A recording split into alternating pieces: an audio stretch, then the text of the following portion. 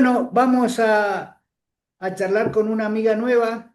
Ella es politóloga y comunicadora, es docente, es escritora, eh, es una activa participante de redes sociales, de todo lo que tenga que ver con la ciencia política, es una estudiosa del tema. Janina Welp, gracias por atendernos y dedicarnos estos minutos. Gracias a vos, Gustavo, un gusto. El gusto obviamente es nuestro. Janina tiene una vida muy ajetreada porque está entre Ginebra y Barcelona, da clase, es docente. Bueno, yo no sé cómo hace para manejar el tiempo, eso es una virtud que después le vamos a preguntar. Me conecto con ella a través de las redes, muy generosamente responde, acude a la convocatoria, pero me llamó la atención el título de un libro que están a punto de publicar. Es una estudiosa de las democracias latinoamericanas, vaya si hay para hablar de eso, pero refiriéndome al libro que recién le pregunto fuera de cámara si está listo, y me dice, sí, lo que pasa es que estamos discutiendo la tapa. Es de Rosas a Milei. Todas las cosas que nos pasaron a los argentinos, vaya si hay para contar. ¿Cómo es esa historia, Yanni? Contanos. Gracias por la oportunidad de hablar del libro, que sí saldrá, esperemos, en un par de semanas. Es un trabajo que hicimos con Laura Eberhardt, que es profesora e investigadora de CONICET también. Tanto Laura como yo llevamos muchos años trabajando sobre mecanismos de democracia directa. O sea, no es sobre democracia en general, aunque estoy muy convencida de que tomando este aspecto como muy delimitado de la democracia, que es el de la participación directa de la ciudadanía en los procesos de toma de decisiones, se puede hablar de mucho más que eso. Y me explico Perdona, un más o minuto, menos. pará. O sea, Sí. vamos a coincidir rápidamente que la democracia representativa medio que entró en una fase de agotamiento. No, yo no estoy para nada convencida de eso en términos abstractos. En términos concretos sí, parece una contradicción, pero no lo es. Lo que quiero decir es, hay evidentes señales de deterioro de la representación y en ese sentido podemos decir la democracia representativa está en crisis. Ahora, ¿por qué digo yo que pienso que no en términos absolutos?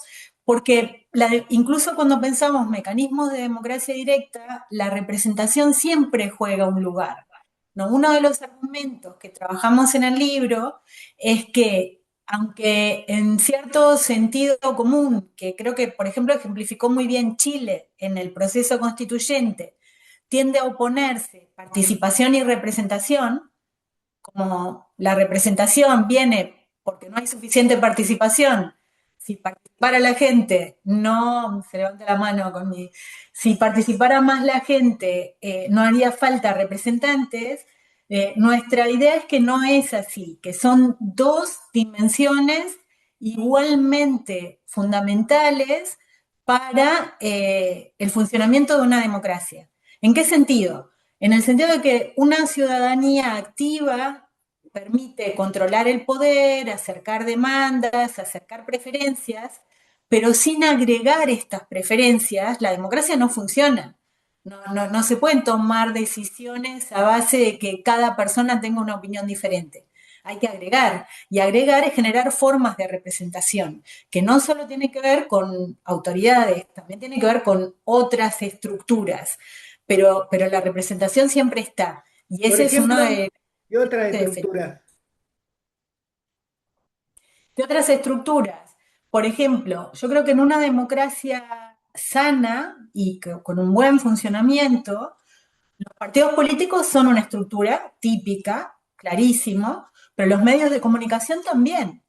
Los medios de comunicación son una forma de intermediación, de representación, de agregación de intereses Y de que es influencia. y de influencia, para bien y para mal, ¿no? Claro. Centralmente.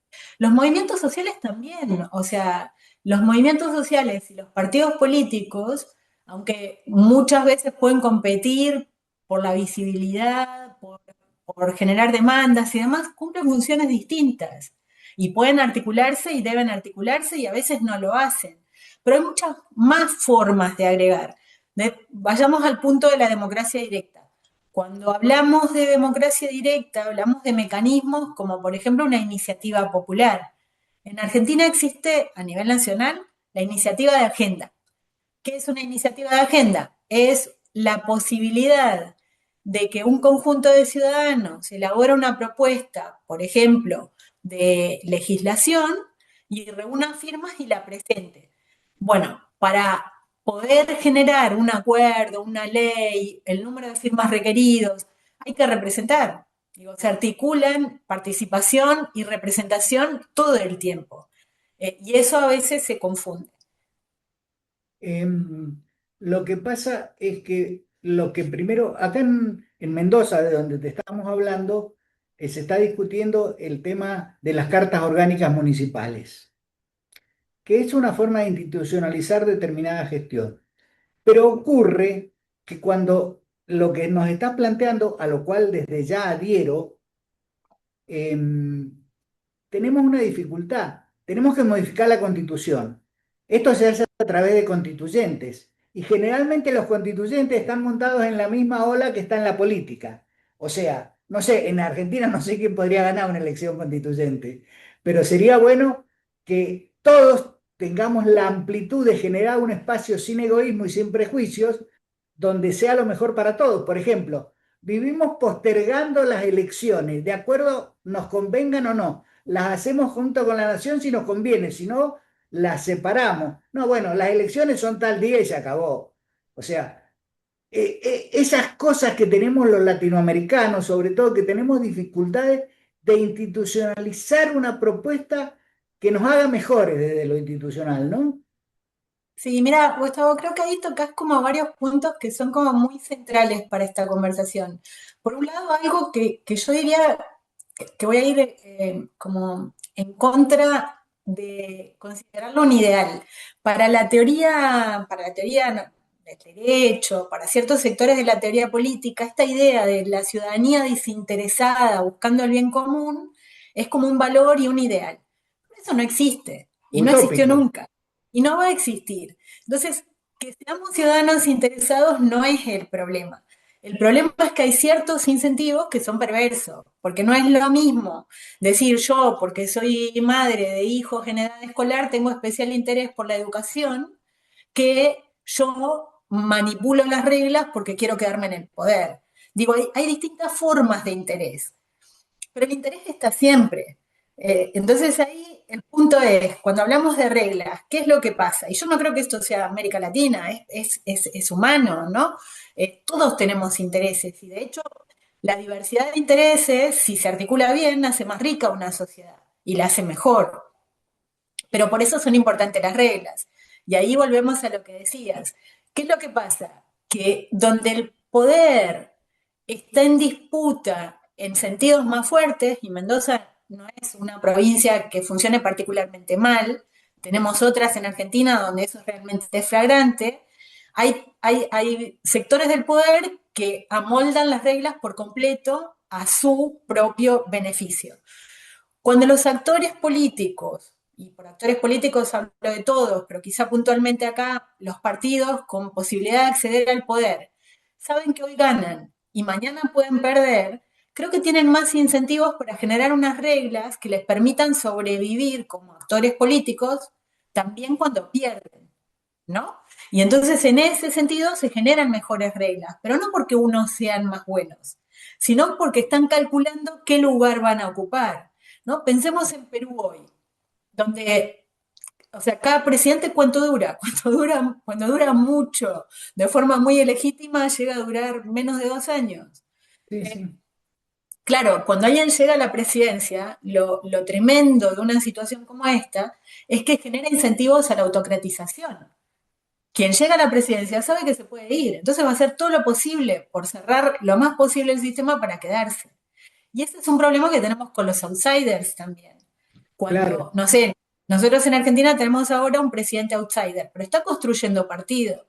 Si consigue construir partido, sabe que se podría quedar en el gobierno. O sea, es una buena noticia que construya partido, aunque probablemente si empezamos a hilar ahí un poco más fino encontraremos otras cosas que no son tan buena noticia. Pero bueno, es buena noticia que quiera construir partido.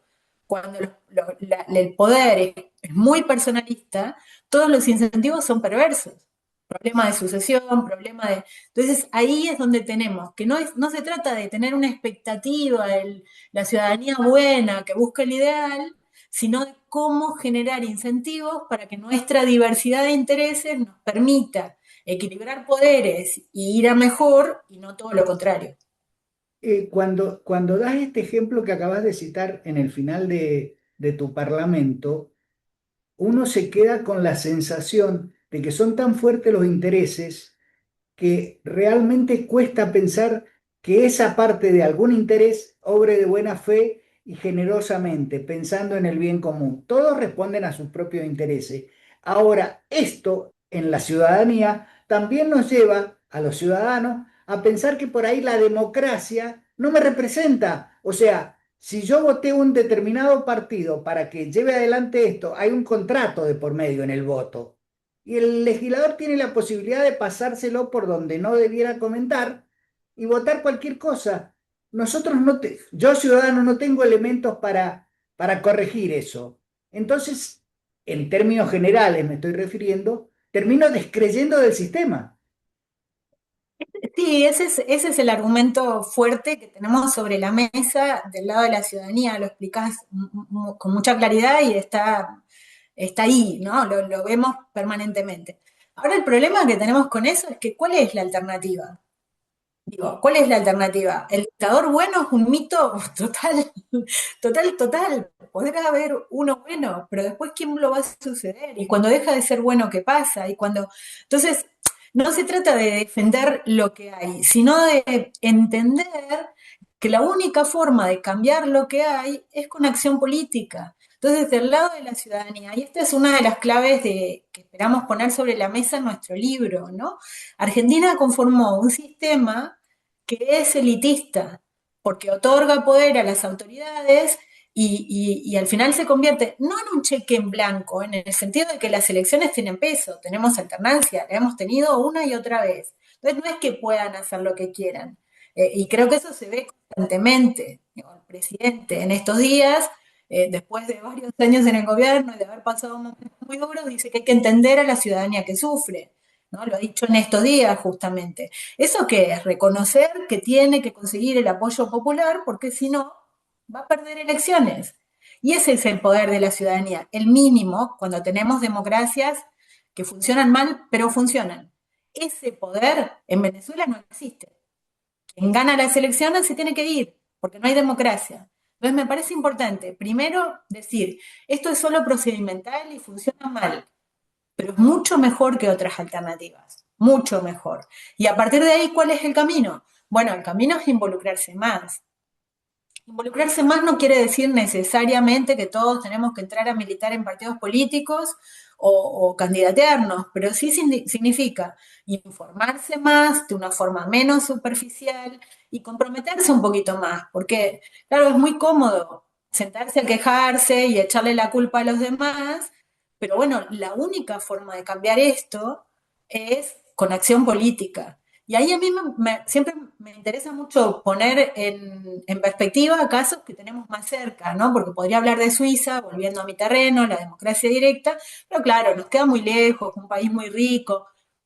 Podríamos igual hablar de eso y ver cómo se llegó a donde se llegó. Pero miramos Uruguay. En Uruguay los mecanismos de democracia directa permiten a la ciudadanía intervenir y vetar reformas. Pasó muchas veces. Y a veces se produce un voto y el voto, digamos, la ciudadanía organizada no consigue el apoyo.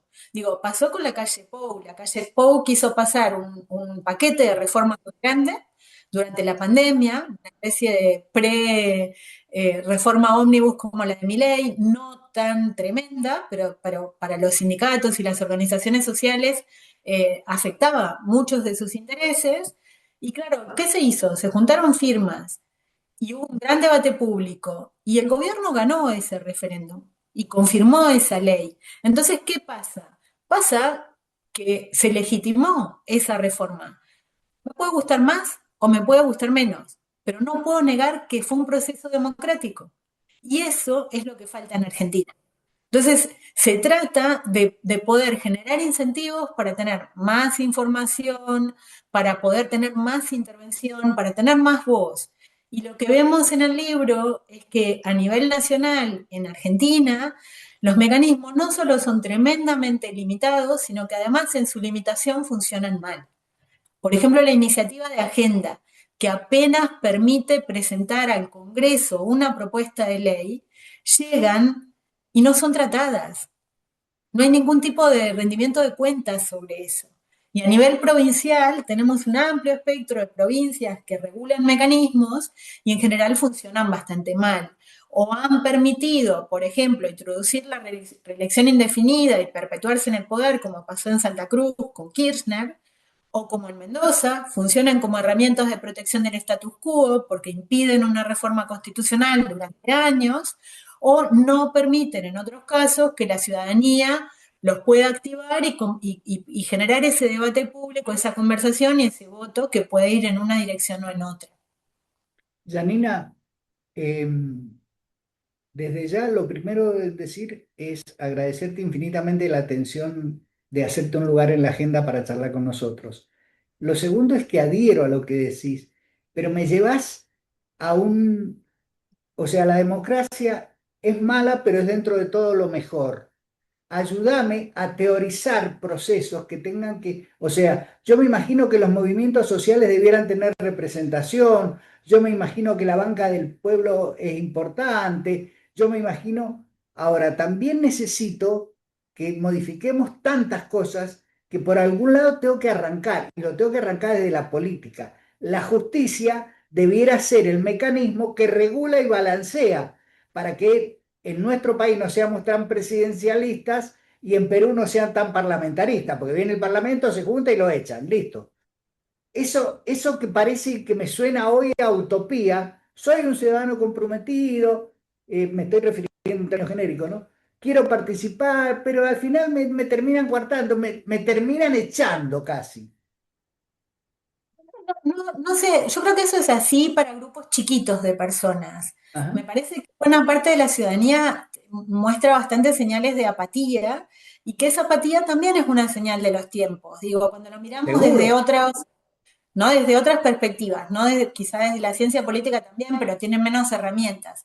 Desde la historia, desde la sociología, la antropología, ha habido unos procesos de individuación muy fuertes, ¿no? O sea, el núcleo familiar es cada vez más acotado, por supuesto, hay varianzas y de muchas maneras, pero sí hay un proceso, por un lado, en eso. Por otro, cuestiones de mercado, ¿no? El consumo es bastante desorbitante, entonces hay mucha expectativa alrededor de eso. La Que nos definición lleva del al Estado. individualismo brutal. Entonces son un montón de cosas que afectan también el compromiso ya no solo con la política, sino con lo social, con el espacio público. Y yo ahí lo que creo es que estamos en un momento, y siempre me lo pregunto, y he escrito un par de reseñas sobre esto, ¿por qué tienen tanto éxito los relatos fatalistas? ¿No? Es como, por un lado, mucha de la gente que está politizada habla en contra del populismo, que simplifica y reduce todo y va con soluciones mágicas a la Trump. Y por el otro lado, salen libros como Los ingenieros del caos o Los depredadores y todo el mundo está fascinado. Y en realidad es un libro cortito que ofrece como una variable única que está arrasando el mundo y no hay lugar para cambiar nada.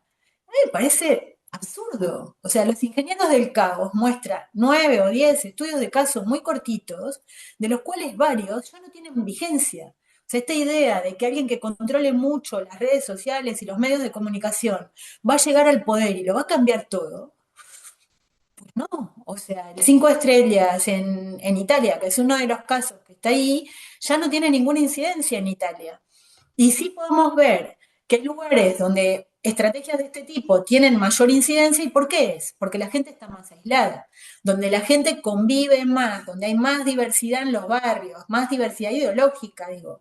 Si mi vecino, con quien me cruzo todos los días, es una súper buena persona y vota el partido muy opuesto al que voto yo, pero lo veo todos los días y hablo con él y es una buena persona, entonces entiendo que tenemos una disidencia política, pero no es vital nuestra disidencia.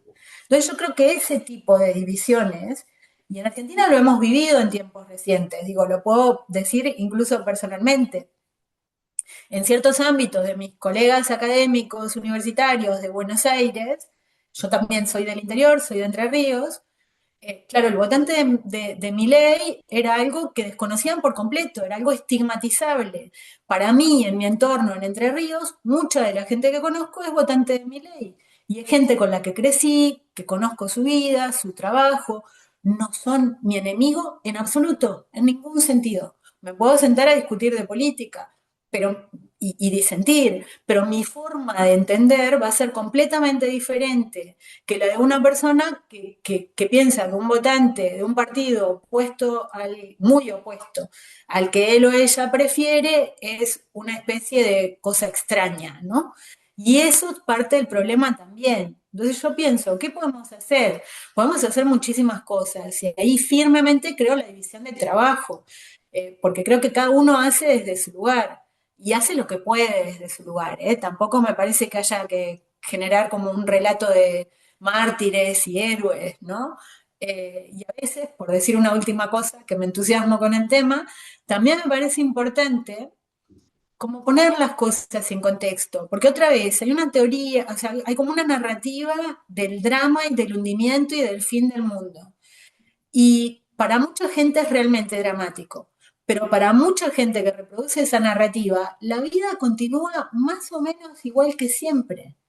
Entonces se producen narrativas muy dramáticas que son muy inconsistentes con las vidas personales de quienes las reproducen.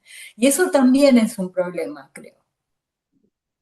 Bueno, la construcción de relatos también nos termina molestando, nos termina estorbando.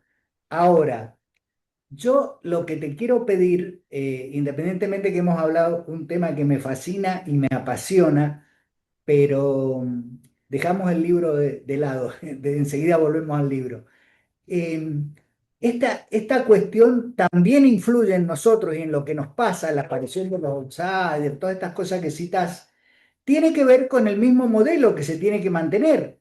O sea, esto del individualismo, de las pantallas, del sálvese quien pueda, yo y lo mío y se acabó, no me interesa lo que te pasa a vos. El modelo también, contra eso es muy difícil luchar, porque hay unas corporaciones y tienen un sustento atrás de relato terrible. Muy difícil luchar, pero se empieza a luchar. Fíjate que Australia, España, hay varios países, Francia, que están poniendo sobre la mesa un debate sobre la regulación del acceso a redes de los más chicos, que abre después un debate. Yo tengo hijos adolescentes y ellos me lo dicen y creo que tienen razón. Todo el mundo habla de los adolescentes, pero son los grandes los que están colgados de las redes sociales y los teléfonos, ¿no? Vas por la calle y entonces se abre un debate público sobre eso. Creo que hay algunos procesos se dan muy rápido y de a ratos nos creemos que la foto es película y es foto. Entonces, lo que hoy funciona de una manera está generando ciertos daños, porque el abuso de las redes sociales produce ansiedad, produce problemas de salud mental de otros órdenes también, y se empieza a discutir eso. Entonces, no es que todo esto llegó para quedarse. Se están haciendo cosas probablemente muy lentas, y creo que hablar es un punto también, ¿no? Es hablar, regular, autorregularnos, compartirlo. No, se pueden hacer muchas cosas. No sé, yo en este momento estoy dando una clase en Ginebra que se llama Democracias en Contexto.